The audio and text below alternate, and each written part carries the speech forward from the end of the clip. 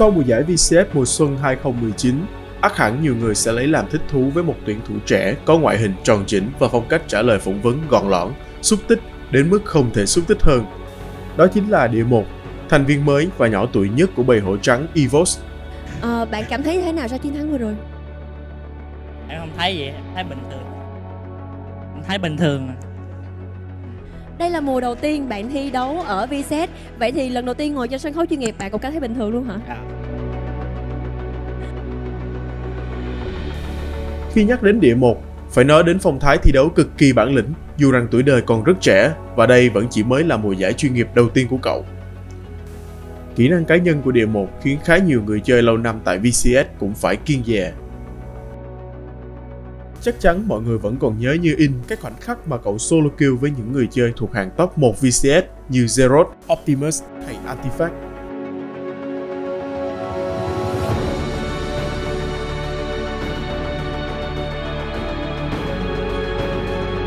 Trong quá trình mà tiếp xúc với cả huấn luyện Quý thì mình nghĩ là Quý không giống một ai mà trước đó mà mình đã từng gặp. Trước khi vào thì Quý có sức trẻ mà kiểu tràn đầy năng lượng và kiểu nhiệt huyết chiến đấu. Thì sau khi vào thì đã bị dội một gáo nước lạnh là đây là môi trường chuyên nghiệp nhưng mà không như mà Quý tưởng tượng. Đương nhiên thì giai đoạn bắt đầu thì cũng có những cái khó khăn. Ví dụ như buổi trên đầu tiên là bọn mình trên với SGD và gặp Optimus thì Quý bị giã cho 050. Sau đó thì Quý bắt đầu làm quen hơn với môi trường tập thể và cái môi trường thi đấu chuyên nghiệp. Và mình cảm thấy rất là hài lòng khi mà cái tinh thần của em luôn giữ được mà không bị kiểu như là ngợp trước những giải đấu lớn. Và chiến binh thân thế được bật lên, Victory sẽ là người bị tổn sát thương. Nhưng không, anh ta quay trở lại, anh ta hạ gục được người đầu tiên là Yijin. Rika đang một mình đối chọi với 3 người. Anh ta nằm xuống thương sát thương Slay biến lên. Anh ta muốn có thêm được điểm hạ gục. Anh ta bắn vào Tiger, anh ta bắn vào Victory và Địa Một vẫn sống. Địa Một vẫn sống.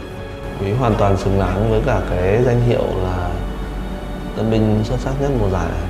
Tuy nhiên thì em nó vẫn cần phải cải thiện những cái như là thi đấu chắc chắn hơn, rồi là phải chăm chỉ tập luyện hơn. Còn về cái nhận xét và so sánh giữa Quý và Sọp thì mình nghĩ là Quý hoàn toàn có thể tiệm cận trình độ của Sọp, thậm chí là còn hơn. Nhưng ở độ tuổi của Quý, cái độ hiểu biết về game và cái sự nỗ lực của Sọp đều cao hơn rất nhiều. Và mình nghĩ là trong thời gian tới thì mình sẽ cố gắng giúp Quý phát huy hết những cái tiềm lực mà em nó có.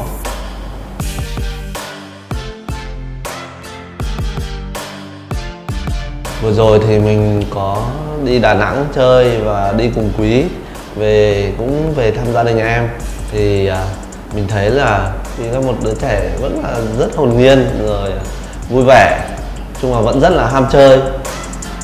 Khi mà về thăm gia đình rồi thì cũng vẫn không quên nhiệm vụ ra tiệm net.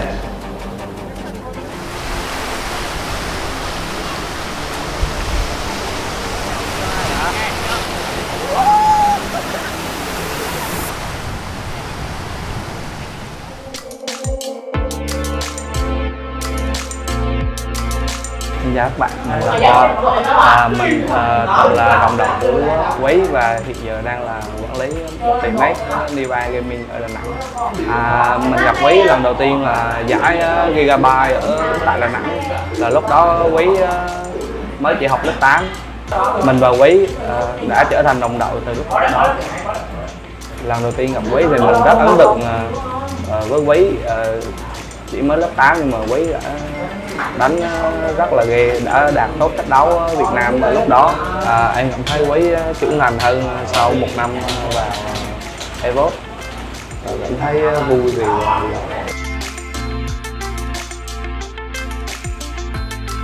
Anh bắt đầu chơi game từ tìm net. Anh đi bộ từ nhà ra quán net khoảng 15 phút. Lúc đầu em chơi game thì với những thằng ở xóm. Gặp team em ở Đà Nẵng là từ lúc em chơi net. Là từ lớp 7 đúng không? Lớp 8 anh. Rồi sau đó em chơi net thì team em tham gia những cái giải gì? Lúc đó tôi tham gia tất cả những giải Đà Nẵng. Ngày xưa đánh giải ở dưới thì cái ước mơ, cái hy vọng của em là như thế nào? Ở dưới cái xếp tới đó. Đánh cho vui. Đấu đáng nhớ nhất của tụi em là trận đấu với Hấp. Tại vì win tới đít rồi nhưng mà vẫn thua. Vì đồng đội em thờ rau. Lúc đó em thua và em rất là chán. Và em vẫn chưa nghĩ em sẽ trở thành một game thủ chuyên nghiệp. Em chỉ chơi cho vui à. Ngày trước em đi trên net thì lúc nào cũng có bạn. Giờ thì mỗi người một nơi không còn ai nữa. Em thấy hơi lạ.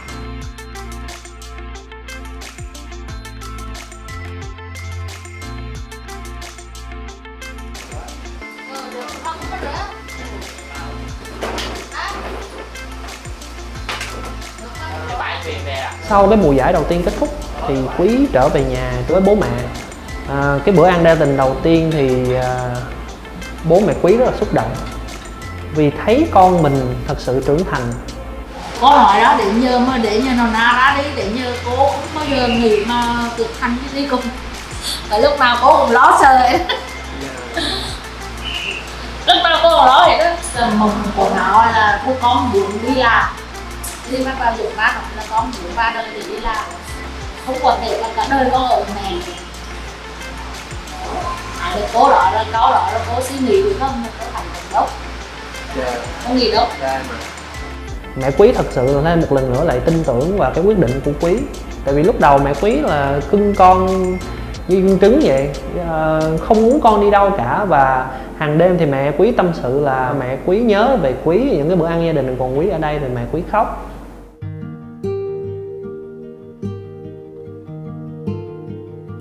Cảm giác của cô lúc nào cô cũng nghĩ đến nó. Bất kỳ nó đi đâu cô cũng nghĩ đến. Tại vì sao mà cô ít nào ăn không? Thì vẫn dọn ra bữa ăn mà cô phải vặn mặt đó là cô lúc đó cô khóc là cô không muốn bữa ăn của cô là để dọn đến mâm ăn. 2-3 ngày cô mới nấu một bữa. Đó cái câu rồi cô thật sự luôn đó. Cái dọn ra ăn cơm mà cô gì không có nó, cô ăn không có được. Mà nó có hiểu về cô lắm.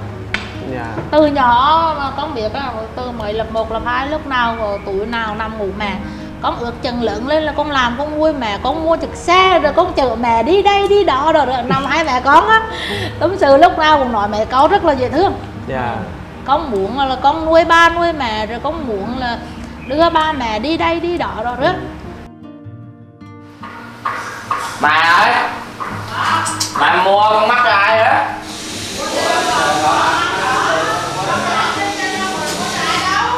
Mua con luôn à? Quý thì trước kia là một người chơi rất là nổi tiếng ở trên xếp hạng đơn và còn là đồng đội cũ của Ron. Và sau khi lời giới thiệu thì mình đã quyết định tuyển Quý vào.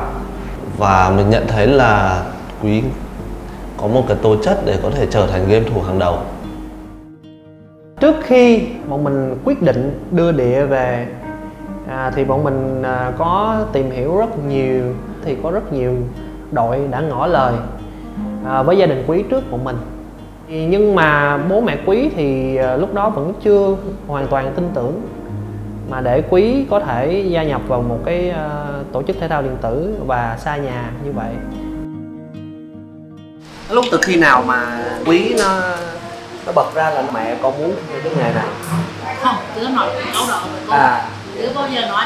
Cái điểm như có bạn ở ngoài Hà Nội vô là nói xin cô, nhưng cô cũng không đồng ý. Đây bạn bè người nào cũng rủ, người ní đến rủ, người khác đến rủ rất là nhiều. Nhưng cô cảm giác của cô là vậy, được nghe lời cô, được nghe lời cô. Mà may sao thì bố mẹ Quý sau một chuyến đi thăm cái cơ sở vật chất cũng như là gaming house của EVOS thì đã quyết định cho Quý vào tham gia vào EVOS Việt Nam. Thực tình cô chủ cũng không biết cái nghề của em là cái gì. Trước đây là cô thực tình cô chưa đi đến á, là cô thực tình là cô lo. Khi nhỏ đến lớn chưa bao giờ con mình mang ra khỏi nhà. Cô thực tình cô lo là cô muốn đến cái chỗ ăn chỗ ở của em á. Bây giờ chứ mà đến đây là cô thực tình là cô rất là mừng. Cô thấy cái cuộc sống với cái ăn ở của em là cô thấy là thoải mái. Mặc rồi đúng không? Đổi quần giống quần anh. Anh, ba đánh giải vào bữa em mà. Hả? Bao sai là không được nói nha, không được nói gì hết đó. Bao game à? Trong lúc bao là chỉ nhìn màn hình thôi, không táp ra không táp vô, chỉ nhìn vậy thôi. Ok, không nói gì hết. Quý thật ra theo mình thì vẫn là một bạn còn rất là trẻ, hoặc không nói là vẫn còn rất là nhiều cái rất là trẻ con. Tuy nhiên cái sự nhìn nhận về cái công việc cũng như là cái sự cố gắng thì Quý hơn các bạn khác rất là nhiều, cái độ tập trung Quý hơn các bạn tuyển thủ khác khá là nhiều. Và cái điểm này bản thân tôi nghĩ đó là một cái mấu chốt khiến Quý có cái kỹ năng và sự tự tin như vậy khi ở giải đấu đầu tiên. Thì cái quyết tâm này đến từ cái ý muốn thể hiện đầu tiên là cho bản thân mình là mình chọn cái nghề đúng, mình thật sự giỏi ở cái môn này. Thứ hai nữa là cái sự thể hiện, cái sự chứng minh cho bố mẹ thấy là bố mẹ đã ủng hộ Quý là chuyện chính xác. Lần đầu tiên của anh Tệ thể hiện anh em mà giúp đỡ thể hiện này đó. Lần đầu tiên của anh đầu tiên luôn nha. Rồi nè. Cho hết rồi xong kia. Vô nè, vô nè. Vô nha. Hai ba nha. Rồi. Thì những ngày đầu tiên của Quý thì Quý khá là ít nói, bỡ ngỡ. Sau một khoảng thời gian thì điểm vui mừng là Quý hòa nhập rất là nhanh, cũng không kể đến sự giúp đỡ của những người đàn anh như là Ron hoặc là Stark thì đã giúp đỡ Quý có cái sự hòa nhập cũng như là cái sự giao tiếp với đồng đội rất là tốt. Thì tôi nghĩ là do sự ủng hộ của bố mẹ Quý cho nên Quý đã có một cái tinh thần ổn định và sự khát khao chiến thắng đến như vậy.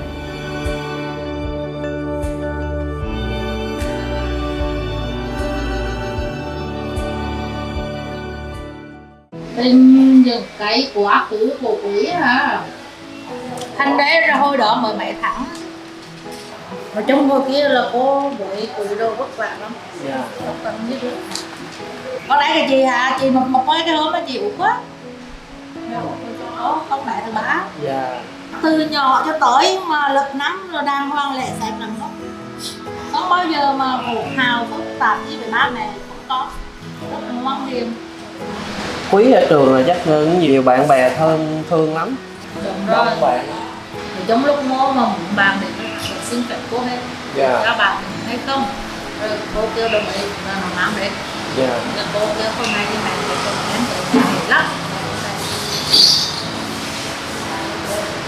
Nhiều bữa nữa rồi học về buổi trưa rồi mẹ ơi muốn nấu cơm cho bạn để ăn vô với. Rồi cô cũng lắm.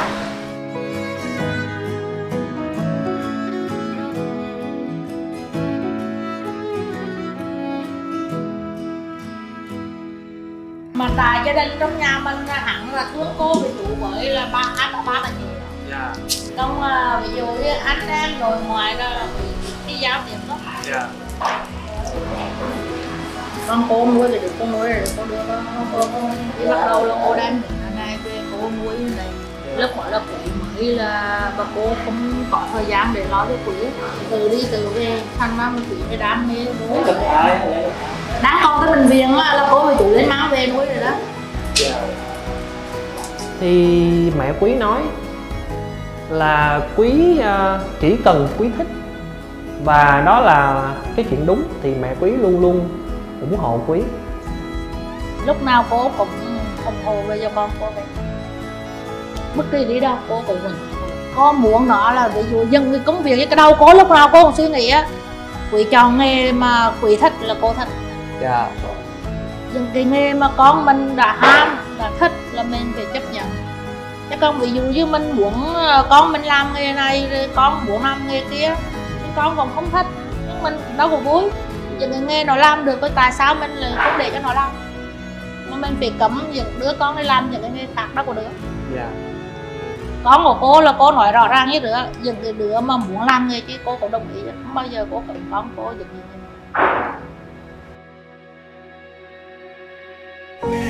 Kill của Stack đâu? Làm sao có chuyện Optimus cho bạn cái bên ta kill?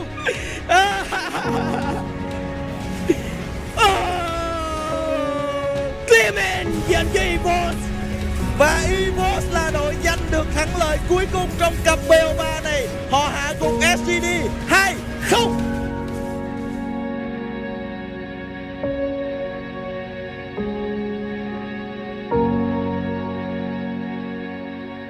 Lần đầu tiên thì cô thật tình chưa bao giờ cô để tham dự cô quay quỷ để chơi. Thì ngày nào xã cô còn mở hơn, cô mới nói rất là ngày nào đó ông cũng ngồi, ông cũng nhìn cái tivi, ông cũng quay biết. Nói đi, hầu như thầy thân Quyện bạn sống á, thầy thân Điền đáng chơi. Thì cô cũng theo dõi. Lần đầu tiên cô qua cô chẳng biết gì hết đâu. Cô nói trời ơi tôi chẳng hiểu gì hết. Rồi để nhớ khi cô qua chập ra chồng cô bay cô rồi cô chập cô hiểu. Dạ. Cái chồng có hiểu một lần bình thường mà nó không thi đậu á thì cô quay bình thường. Để nhờ khi mà nó thi đậu là cô quay là cô mệt. Dạ, cảm xúc hơn hiểu mà tim. Chứ cảm giác mà con mình đang thi đậu với người ta mà ví dụ khi ăn thì mình mừng, mình vui thật sự. Có nhiều đội khi mà thua thì cô mệt. Cô mệt thật sự mà cô mới nói đấy không. Nếu thi đậu không có quay là quay chỉ là đi làm cái việc khác cho nó có rồi để lại mà thôi. Cho cô không muốn tham dự mà từ đâu là nuôi được cô mệt thật sự. Dạ. Cô sợ. Vậy thì cái cảm giác mà cô cái hôm mà cô vào xem ấy, vào xem Quý thi đấu ngay tại chỗ thi đấu ấy, thì cô cảm giác như sao? Cô rất là yên tâm, cô mừng. Tự nhiên khi Quý thắng là cô thật sự có mừng, cô vui thật sự luôn.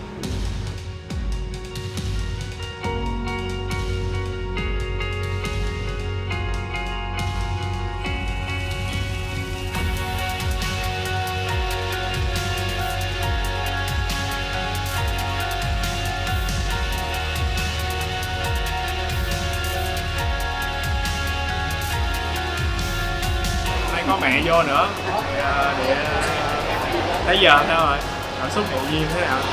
Bình thường. Muối thầy bác đây có giờ muối. Evox bình thường, lúc nào cũng bình thường. Ok, thôi chúc em có ngày nghỉ vui với ba mẹ ha. Bye nè. Bye nè con. Thì mình bản thân mình cũng khá là xúc động, và sau đó mình thấy thêm được cái sự tin tưởng của gia đình Quý đối với Quý để cho Quý có thể thật sự chọn cái nghề này và yên tâm thi đấu ở một nơi xa. Thì cái đó cái động lực rất lớn mà không phải gia đình nào cũng có thể cho con cái mình được. Đó là cái thứ mình nghĩ rất là quý giá từ góc độ là quản lý. Tại vì cái sự ủng hộ hết mình của gia đình như vậy thì bọn mình mới có thể giúp Quý yên tâm thi đấu và thể hiện hết khả năng của mình.